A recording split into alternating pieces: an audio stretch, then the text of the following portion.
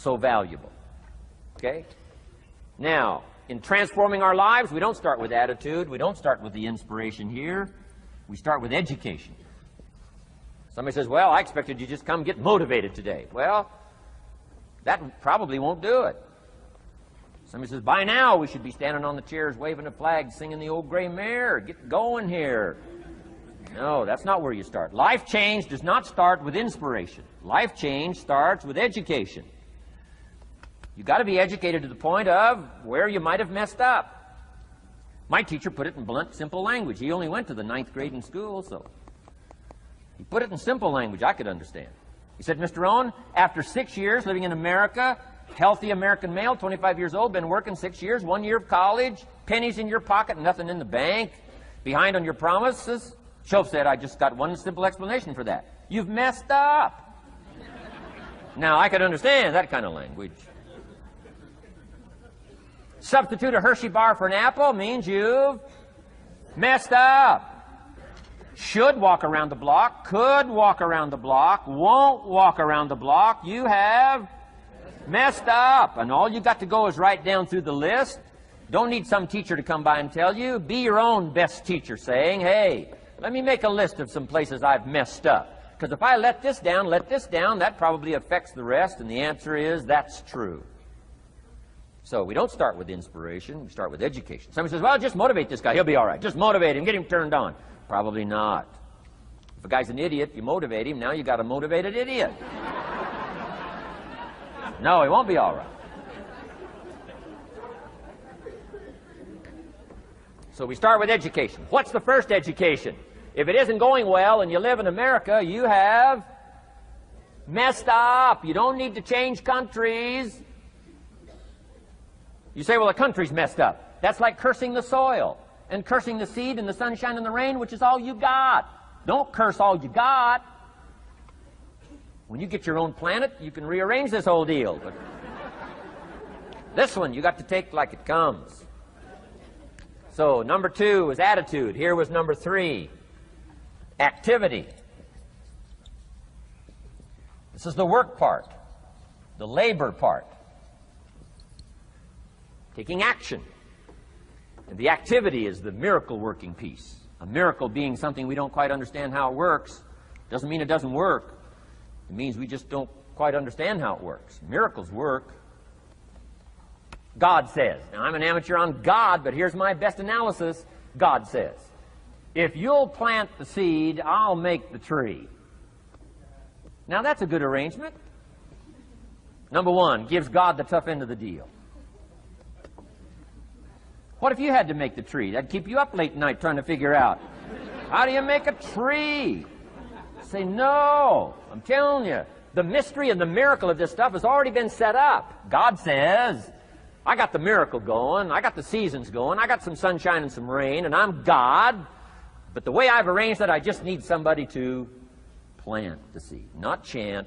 In California, they're trying to chant to get this stuff done. Forget this California stuff. You don't have to rub a crystal and sleep under a pyramid. This stuff's too easy. Getting rich is too easy. Changing your life is too easy. Forget all that. Right? Massive bombard, affirmation, forget all that. My opinion. Ocean waves and seagulls, come on, this stuff's too simple. Just simple, easy stuff. But if you neglect it, that's how it piles up year after year, if you're willing to straighten it out. And here's one of the keys. It's called activity. It's called disciplines. Turning wisdom from your philosophy and inspiration, the strengthening of attitude and faith and courage, commitment, and all this stuff that comes from attitude. If you're willing to take these 2 qualities, philosophy and attitude, and invest it into activity, you can have a miracle. Anything short of that, no miracle. Wisdom doesn't perform a miracle. Attitude doesn't perform a miracle. The only thing that performs a miracle of increase called equity is called putting wisdom and attitude into discipline, into labor. And this labor now can perform a miracle. And here's the 2 parts to the labor. 1, do what you can. Number 2, do the best you can. Can't give you better advice than that. Number 1, do what you can. You just got to go home and make a list after today. And here's the question to ask as you make this personal list. What am I not doing that would be easy to do, that could greatly change my health, my wealth? What am I not doing I'm neglecting that would be easy to do? Just go home and answer that question personally. You don't have to put the answers on a public bulletin board. This is just all personal stuff. From the walk around the block to the apple to what to do with your money, which we're going to cover today. What does a child do with a dollar? We're going to cover that today. Errors in judgment, disaster. Few simple disciplines, wealth beyond imagination. And if you'll pick up the activity part, the miracle working part, plant the seed part, take care of your part. The soil will take care of its part, and the seed will take care of its part. The seasons will take care of their part. The miracle will take care of its part. If you'll take care of your part, called putting it into activity, action. Works miracles. 2,000 years ago, on April 13th, one of Jesus' disciples. Now again, I'm an amateur on the Bible, but best as I can remember it, one of Jesus' disciples said to Jesus, "It's time to pay our taxes and we don't have any money." That's how come I know it was about April 13th.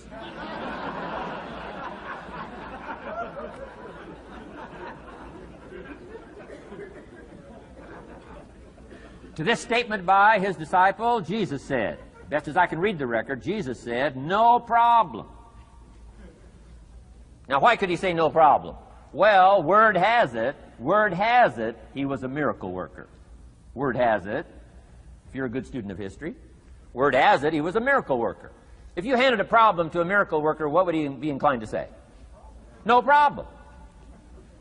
You got to hang out with folks like that. I belong to a small group like that. We do business around the world. You hand these guys a problem, they say no problem. What? How many books would they read to solve it? Many as it takes. How early would they get up? Early as it takes. How much information would they get? Much as they needed. So it's what? No problem. You got to hang out with folks like that. Jesus said this will be no problem, the tax thing. He said to his disciple, it's simple. Go fishing. Wow.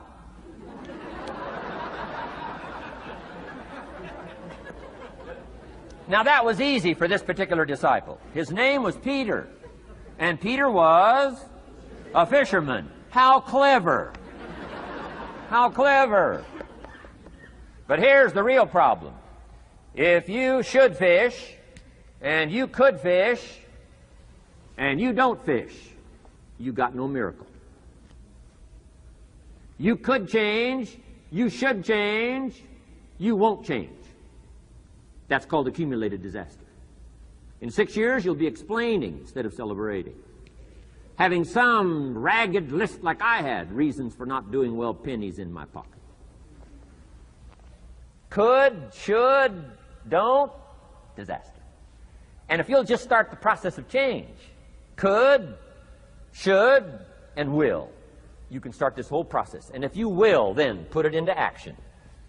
The miracle belongs to you. Jesus said to his disciple, it'll be simple. Go fishing, and the first fish you catch, look in his mouth. Peter said, okay. He was used to strange things happening in this relationship. Peter goes fishing, catches the first fish, looks in his mouth. Guess what's in the fish's mouth?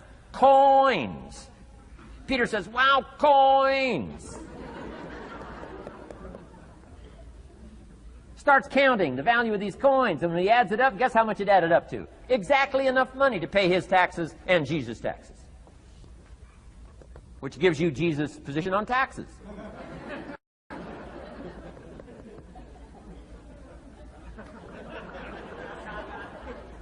Okay. Now we call that what? A miracle. Only because we don't quite understand how it works. It doesn't mean it doesn't work. It simply means we don't quite understand how it works. But here's how you get a miracle going for your life. Number one, do what you can. Get a list of the stuff you could do and you haven't done, postpone, and start cleaning that up. You can't start at a better place for personal change. That'll affect your bank account, affect your future, affect your income, affect everything. You can't start a better life change process than cleaning up what you should be doing. The man says, well, my mother lives down in Florida. Should have written her 6 months ago. I just can't seem to get that letter written. I'm asking you to get that letter written, clean that up, and don't walk like other people walk. Don't postpone like other people postpone. You say, well, is it as simple as writing a letter? And the answer is yes. Where else would you start for life change, personal change? You don't need a pink package to fall out of the sky. You don't need massive bombard, pre-conscious, subconscious. Practice channeling, find a 2,000-year-old guru. I mean, you don't need any of that stuff. Pass on all that. Kids are afraid of that stuff.